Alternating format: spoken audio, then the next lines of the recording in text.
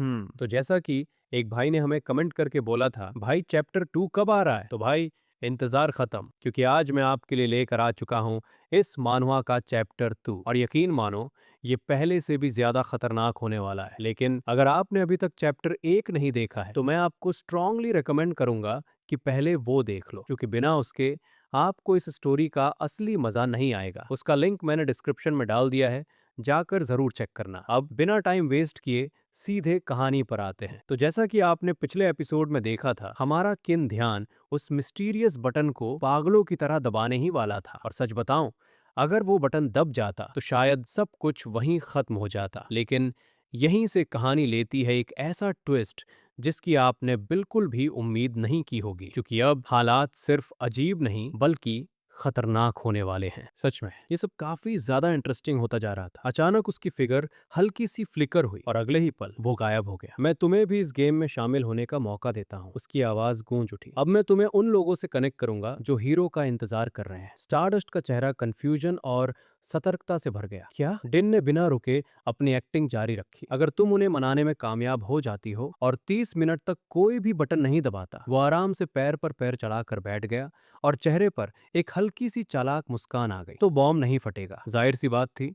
Stardust को इस पर बिल्कुल भरोसा नहीं हुआ। तुम सच में मुझसे उम्मीद कर रहे हो कि मैं तुम जैसे कमीने पर भरोसा करूं? डिन बस मुस्कुराया। वो ना सिर्फ निडर था बल्कि जानबूझकर उसे उकसा भी रहा था। बेकार में आसमान में वार करने से तो बेहतर है ना? स्टारडस्ट ने गुस्से में अपनी मुट्ठी भींच ली, लेकिन डिन को उसकी राय से कोई फर्क नहीं पड़ता था। उसने बस हल्के से हाथ हिलाया, जैसे कोई सिग्नल दे रहा हो। ठीक है फिर। और तभी एक जोर की आवाज आई, रेडी। और देखते ही देखते सारे कैमरे एक एक करके उसकी तरफ घूम गए। 3, 2, 1। काउंटडाउन खत्म होते ही एक ड्रामेटिक परफॉर्मेंस शुरू हो गई। बिल्डिंग के टॉप पर लगी बड़ी एलईडी स्क्रीन पर हीरो का चेहरा उभर आया। लोगों ने उसे देखते ही पहचान लिया, स्टारडस्ट। स्टारडस्ट। उस अदृश्य दबाव के नीचे स्टारडस्ट ने गहरी सांस ली। उसने कैमरे में ऐसे देखा जैसे सीधे हर इंसान की आंखों में झांक रही हो, और फिर शांत लेकिन मजबूत आवाज में बोली, हेलो एवरीवन, मैं ए रैंक हीरो स्टारडस्ट हूँ। हर इंसान के अंदर एक विश्वास होता है। उधर डिन का चेहरा बिल्कुल ब्लैंक पड़ गया। हाँ, यही सही है, यही तो मैं चाहता था। ये आधी सच्चाई और आधी झूठ से बनी दुनिया किसी सपने जैसी लग रही थी। पब्लिक की नजरों में मैं एक टेरर फैलाने वाला विलन बन जाऊंगा, और वो चमकेगी, क्योंकि ये उसका स्टेज है। स्टारडस्ट अपनी रेडियंट पोज में खड़ी थी। उसकी मौजूदगी ही लोगों को हिम्मत दे रही थी। उसने शांत लेकिन दृढ़ आवाज में कहा, ऐसा फैसला लो जिस पर बाद में तुम खुद गर्व कर सको। कुछ सेकंड का सन्नाटा, फिर उसने हल्की मुस्कान के साथ कहा, चलो इस ईविल विलन को दिखा देते हैं कि हम कौन है। उसकी आवाज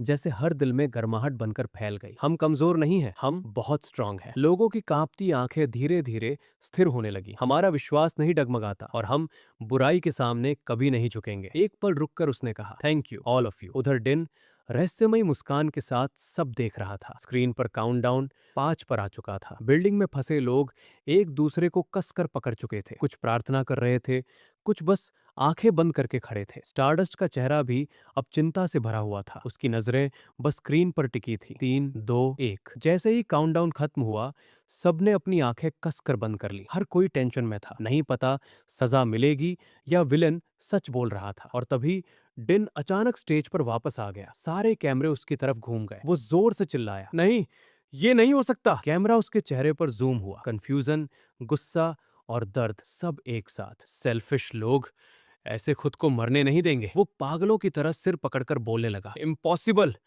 कम से कम एक इंसान तो होना चाहिए था जिसने बटन दबाया हो। कोई तो मेरे जैसा सेल्फिश होना चाहिए था। उसकी आवाज में अब बेचैनी साफ सुनाई दे रही थी। तभी स्टारडस्ट आगे बढ़ी।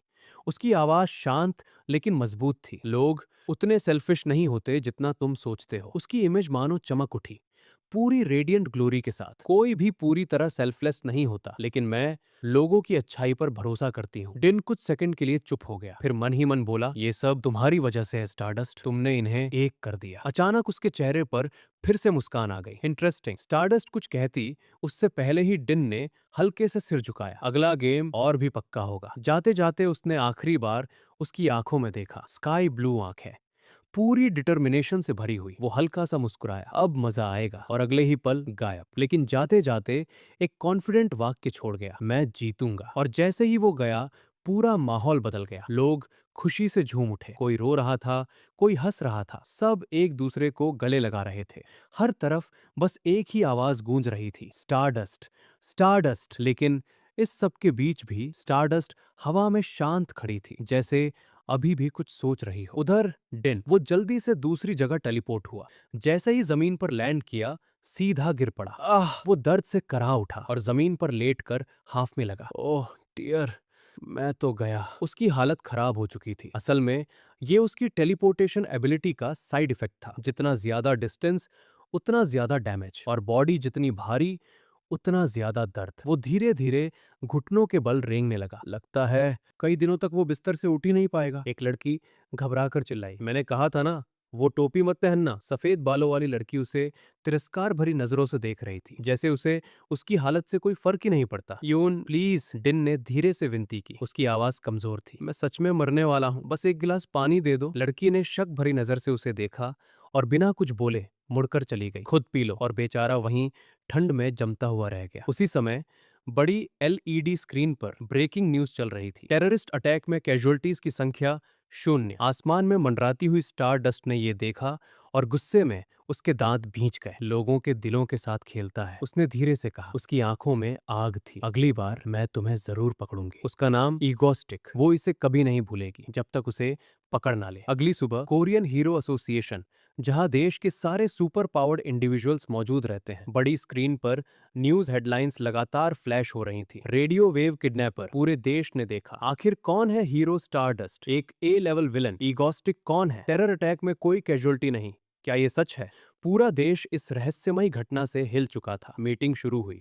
नेक्स्ट, ईगोस्टिक का एनालिसिस प्रोफाइल। स्क्रीन पर डिन की कुछ डिटेल्स दिखाई गई जब वो ईगोस्टिक का रोल प्ले कर रहा था। मेल मास्क, जो पहचान को धुंधला कर देता है। संभावित असली पहचान, एक मोटा गंजा मिडिल एज आदमी। तभी एक गंभीर आवाज गूंजी। ठीक है, रिपोर्ट शुरू करो। ये थे पार्क जहो, कोरियन हीरो एसोसिएशन के चेयरमैन। स्क्रीन पर कई सील्ड रूम्स की तस्वीरें आई जिनमें मर्डर सीन दिख रहे थे। पार्क ने घिन के साथ नजर फेर ली। ये हिस्सा हम कई बार देख चुके हैं, आगे बढ़ो। Yes sir.